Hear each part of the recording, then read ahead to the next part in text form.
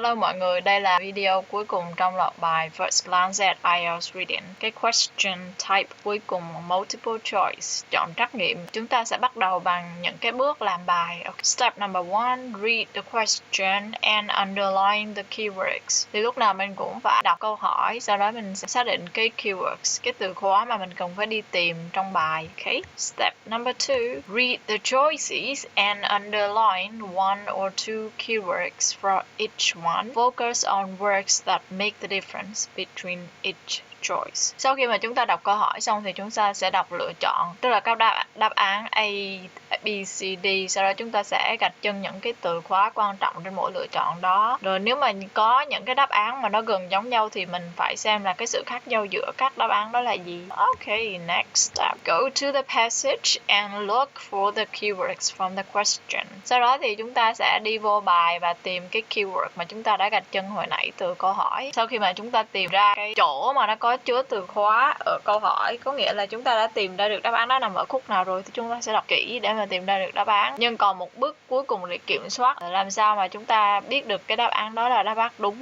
thì chúng ta phải qua cái bước là to be sure you have the right answer.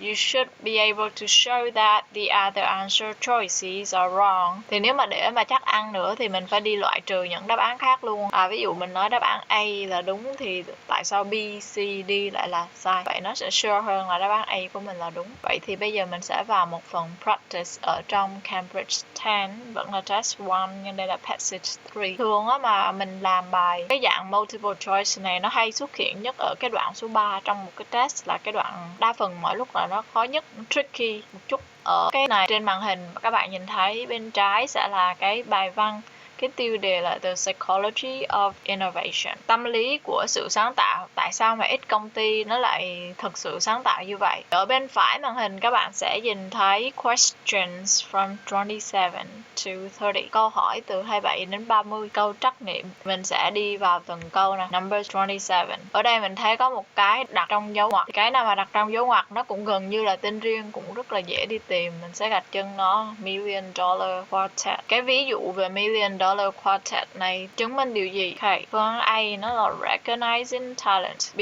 working as a team, having a shared objective, D being an effective leader. Ở đây mình có chữ objective ở câu C thì nó gần nghĩa với những cái chữ như là goal, aim, target, là cái mục tiêu đúng không? Thì a shared objective là một cái mục tiêu chung. Okay. Một cái ví dụ về cách dùng của chữ objective. Her main objective now is simply to stay in power. Tiêu chính của cô ấy bây giờ đơn giản là vẫn giữ được quyền, nắm được quyền trong tay. Next, vậy thì mình xác định được cái từ khóa trong câu hỏi là Million Dollar Quartet. Vậy thì mình sẽ đi vô tìm trong bài. Trong bài của mình sẽ có, ở đây mình thấy chữ quartet ở đây rồi. Rồi xuống dưới đó mình lại thấy tiếp chữ quintet. Vậy thì mình cùng nhau tìm hiểu về cái gọi là numeral prefix này một chút nè. Là những cái tiếp đầu ngữ mà để chỉ số. Thì mình có uni là 1, by là 2, try là 3, while là 4, win 5. Vậy thì những cái từ mà mình hay gặp unicycle, xe đạp, một bánh nè, bicycle, tricycle, quarter, 1/4, quintet, cái nhóm nhạc mà có 5 người. Rồi vậy thì mình đã xác định được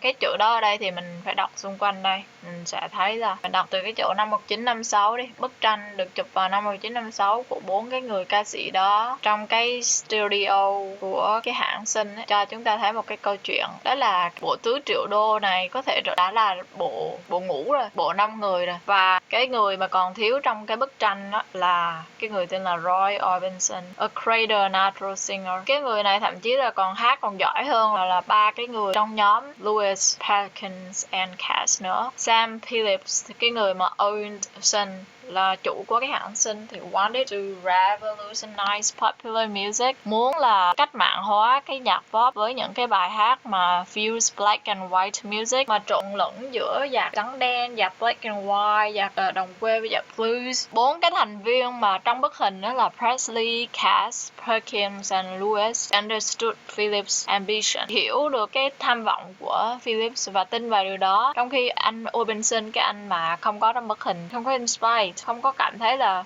cái goal. Ở đây mình có cái chữ goal là bằng với chữ objective hồi nãy, thấy không? Thì không cảm thấy là có cùng chung cái goal đó và rồi đi. Vậy thì ở đây mình thấy là example of Million Dollar Quartet cho thấy là mình phải có having a shared objective, thế mình chọn đáp án C.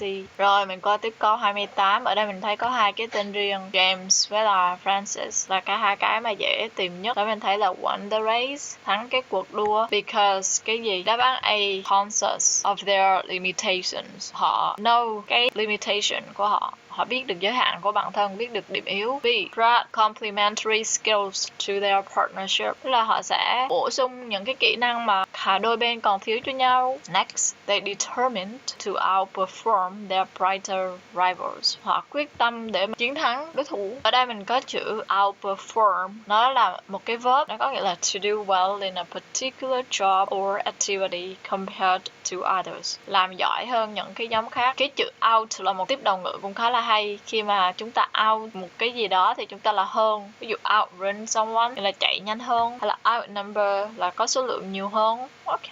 Thì ở câu D mình lại có tiếp encourage each other. Cái bộ đôi này là khuyến khích nhau để mà dẫn ra được cái mục tiêu chung. Ở đây mình thấy hai cái tên riêng, Watson, Rick. Sau đó mình thấy aware. 5 dòng gần cuối của bài đấy. Sau hai cái tên mình thấy là hai người này họ aware được cái limitation của họ đấy. Ở đây mình có chữ be aware, nó sẽ gần nhất với chữ conscious. Hiểu được, knowing that something exists, biết được là cái gì đó tồn tại. Example, has Claude paid the phone bill? Claude trả tiền điện thoại chưa? Not as far as I'm aware. Nó sẽ bằng với I don't think so. Theo như tôi biết thì là chưa đâu. Tao không nghĩ là vậy đâu. Ok. Quay lại câu hỏi số 28, mình sẽ thấy câu A là một cái câu phù hợp nhất. Conscious of their own limitations. Đấy, qua câu 29 mình lại tiếp tục tìm từ khóa. Thì từ khóa ở đây là competitions on breakfast cereal package. Một cái cuộc thi về breakfast cereal package, là ví dụ về cái cách mà gì đó.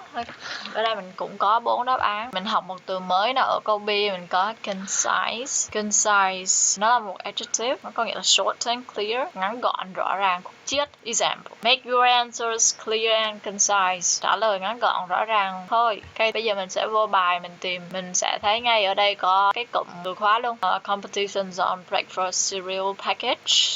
Mình sẽ đọc xung quanh cái đoạn này. Mình sẽ thấy là từ cái chỗ tên riêng đến dòng thứ hai đi. CIDNE cites scores of research papers and that prove, chứng minh rằng even something as simple as writing, thậm chí là cái việc đơn giản như là viết ra thôi thì cũng deepens every individual's engagement in the project, cũng làm cho cái việc mà con người ta cam kết với cái dự án đó trở nên sâu sắc hơn. It is, he says, the reason, đó là lý do tại sao. Ở đây reason nó sẽ gần nghĩa với chữ because trong câu hỏi. Đó là lý do tại sao mà những cái cuộc thi về cái túi ngũ cốc vào buổi sáng khuyến khích chúng ta là viết ra không quá 10 từ, viết một cách ngắn gọn thôi. Tôi thích cái brand, cái thương hiệu đó bởi vì cái gì? Cái simple là cái act of writing, cái hành động viết ra đấy, thì makes it more likely to believe it, làm cho chúng ta sẽ tin nó hơn. Ví dụ mình nói là cô ấy đẹp, nói như vậy chưa tin đâu. Về nhà lấy quyển nhật ký ra viết cô ấy đẹp, cô ấy đẹp. Ví dụ người yêu của mình hơi xấu đấy, nhưng mà bây giờ mình phải làm cho mình tin là người yêu của mình hơi đẹp, thế là mình phải về nhà mình viết ra cô ấy đẹp, cô ấy đẹp. Các bạn tin tôi là các bạn làm như vậy tầm 2 tháng liên tục thì tự nhiên các bạn sẽ tin rằng là người yêu của mình đẹp cho mà xem. Ở đây mình có chữ deepen, đó là phái sinh ra từ cái adjective mà đa phần mọi người đã biết là chữ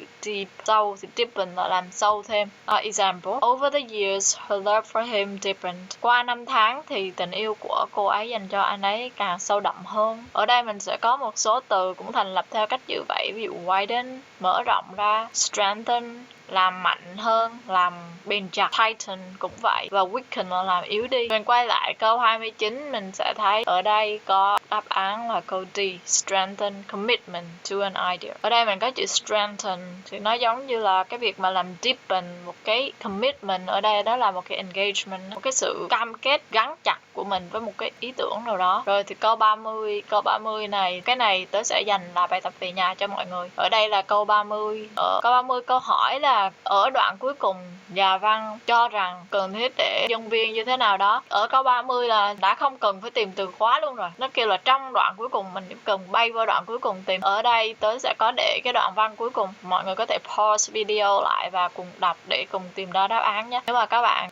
muốn share về đáp án có thể comment ở video. Ok, see ya.